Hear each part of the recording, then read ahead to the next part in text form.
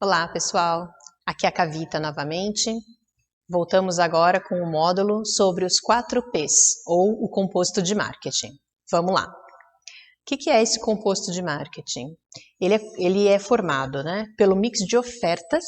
A oferta vai englobar o produto que a empresa quer entregar ao mercado, mais o preço, ou seja, a oferta é formada por produto mais preço. O terceiro bloco é o da promoção, que é a forma como a empresa vai se comunicar com o mercado. E aí a gente tem diferentes plataformas para a empresa utilizar, como propaganda, promoção de vendas, experiências, relações públicas, vendas pessoais, E o quarto bloco é o P de praça, que são os canais de distribuição, que é como a empresa vai levar essa oferta para o seu cliente-alvo, para o seu cliente final. Então essa é a grande estrutura que se utiliza para entender o composto de marketing. Bom, vamos começar então com o primeiro P, que é o P de produto.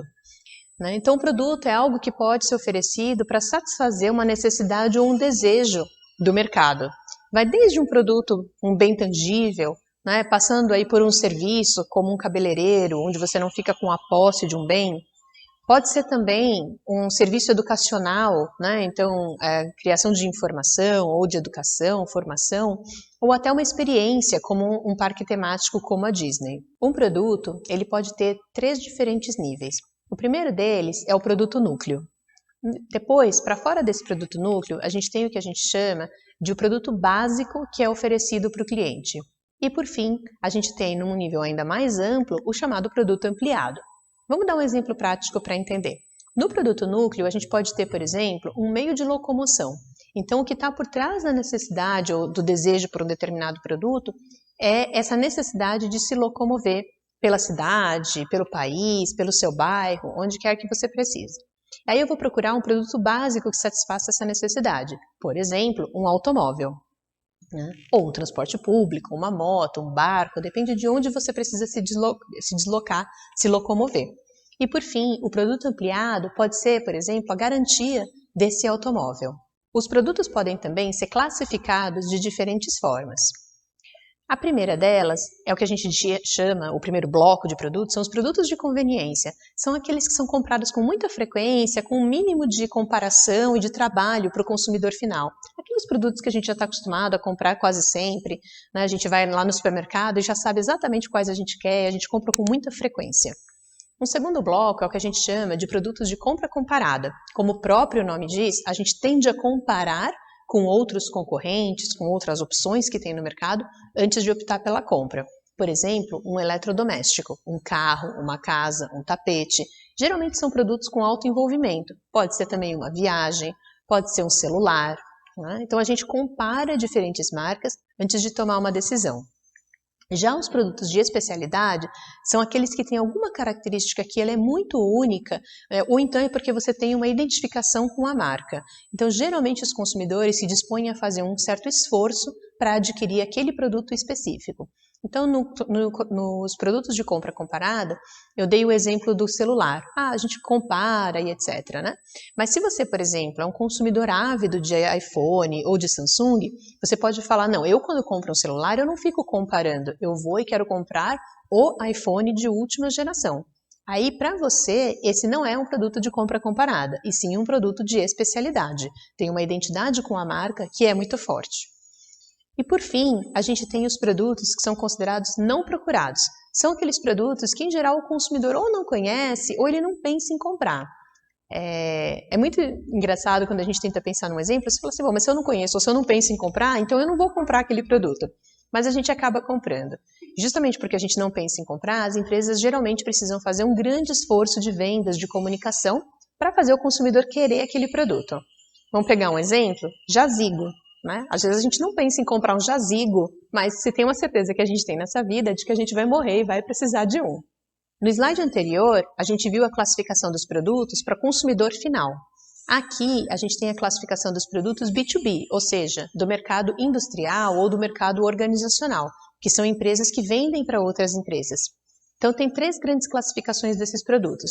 A primeira é de materiais e peças, que são basicamente aqueles insumos que são usados no processamento ou como componentes da fabricação. Os bens de capital, eles já são produtos industriais que fazem parte da produção ou da operação do comprador. Geralmente a gente está falando de equipamentos grandes que custam caro, esses são os bens de capital. E por fim, a gente tem os suprimentos e serviços que não fazem parte do produto acabado, mas que também são necessários para a operação do negócio. Um outro aspecto importante para se analisar quando a gente fala de produto é o ciclo de vida do produto. Basicamente, a gente tem 4 grandes fases desse ciclo. É a introdução, o momento em que você coloca esse produto no mercado, depois ele passa por uma fase de crescimento, que é o crescimento normalmente nas vendas, é o que se espera, né, que esse produto aumente a quantidade de vendas. Ele passa por uma fase de maturidade, onde as vendas se estabilizam, e depois ele vem para um processo de declínio, que é então quando essas vendas começam a cair. Então a gente tem exatamente esse ciclo da linha ao longo do tempo, a linha de vendas no ciclo de vida do produto. No caso do lucro, essa linha é um pouco diferente, especialmente porque na introdução ela começa mais baixa, no sentido negativo, logo que você coloca o produto no mercado, muitas vezes ele não gera receita suficiente para cobrir os custos, mas espera-se que ao longo do tempo, no crescimento e na maturidade, a empresa já esteja lucrando e no declínio, assim como caem as vendas, também caem os lucros. E nessas fases do ciclo de vida do produto, o que a gente pode perceber é que há diferentes características que vão variando ao longo desse ciclo. Então a gente tem as vendas, no começo são baixas, depois crescem, atingem o pico na maturidade e depois entram em declínio. O custo por cliente também, ele é alto no começo, ele no crescimento fica médio e ele atinge o ponto mais baixo durante a maturidade e na fase de declínio. Já quando a gente pensa nos clientes que adotam os nossos produtos em cada fase do ciclo, a gente diz que na introdução esses clientes são inovadores, no crescimento são adotantes imediatos, que vem seguido então de uma maioria mediana, e tem clientes que adotam o nosso produto só no declínio, eles são chamados de retardatários, ou seja, aqueles que vêm por último. Os concorrentes no começo tendem a ser poucos, conforme a empresa vai aumentando as vendas, isso vai atraindo mais concorrentes para o nosso negócio, então o número de concorrentes também passa a crescer. Já na maturidade ele fica mais estável, começa a declinar e declina para valer na fase de declínio. O objetivo de marketing, portanto, na introdução, ele é criar a consciência do produto e a experimentação. Por quê? A gente faz isso no ciclo de vida, numa determinada fase do ciclo, visando a próxima fase. Então, se eu estou introduzindo o produto no mercado e eu quero que a minha marca atinja o crescimento, ou comece a crescer no mercado, eu vou criar consciência e eu preciso gerar experimentação por esse produto. É muito comum nessa fase, portanto, as empresas fazerem muita promoção, oferecerem descontos, cupons e etc., uma amostra grátis, para que as pessoas experimentem e conheçam a sua marca. Já na fase de crescimento, a intenção da empresa é maximizar a participação de mercado, pensando já na chegada na fase de maturidade. Então, nessa fase de crescimento, a empresa vai tentar ganhar o máximo possível de novos consumidores, pagantes pelo produto, para quando ela chegar lá na maturidade, ela poder defender essa participação de mercado em relação aos concorrentes. Então, não deixar o concorrente roubar o meu cliente. E no declínio, aí a intenção, o objetivo de marketing é reduzir os gastos ao máximo, né? Para tirar o máximo que a marca já pode oferecer neste momento, e como ela já está em declínio, eu posso não querer investir mais nessa marca. Claro que essas recomendações do Kotler e do Keller, elas são para negócios tradicionais, onde a gente já tem essa curva de ciclo de vida bastante conhecida. Mas isso não significa que esses itens ou essas recomendações vão seguir para todo tipo de negócio. É importante você atentar para em que momento do ciclo de vida você está e como está a sua concorrência, o seu contexto, antes de tomar qualquer decisão. Pode ser que o seu negócio não siga exatamente esse tipo de ciclo de vida. Vamos apresentar agora algumas decisões que as empresas precisam tomar em relação aos seus produtos. A primeira delas é a marca, o nome ou o logotipo que vai ser utilizado. Então a empresa pode querer fazer essa marca em cima do nome do dono da empresa. É o caso da John John. Então é o João, o dono da marca, e ele resolveu chamar a marca de John John, que era o apelido que ele tinha na infância, e assim como ele é conhecido entre os amigos. Uma outra forma é brincar com um nome que fosse, sei lá, muito difícil ou remetesse a algum idioma nórdico ou algo do tipo, que foi o que a Häagen-Dazs fez. Então ela, quando lançou, né, sua marca de sorvete, é uma empresa americana, mas ela lançou com esse nome para parecer que era uma marca muito diferente ou de um idioma muito distinto, e que chamasse a atenção dos consumidores. Ou mesmo a Apple, que criou um logo com uma maçã mordida, que ia bem contra tudo aquilo que tinha-se de tradicional na década de 80, década de 90 no mercado. Então ela traz um logo que é muito diferente daqueles que são mais quadrados e tradicionais. Primeiro que é uma forma diferente, que é uma maçã, e além disso a maçã está mordida, né? Agora, tem alguns nomes e logotipos que são diferentes e que você olha e fala assim, nossa, isso aqui não vai dar certo não, mas faz o maior sucesso.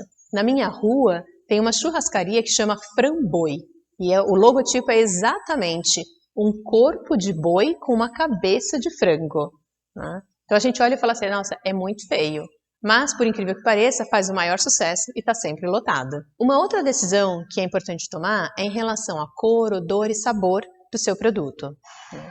Então, um exemplo são esses alvejantes para roupas coloridas ou tira-manchas, que são mais diferenciados no mercado, como o Vanish, em que eles escolheram uma cor de muito destaque na gôndola para ser diferente dos alvejantes comuns.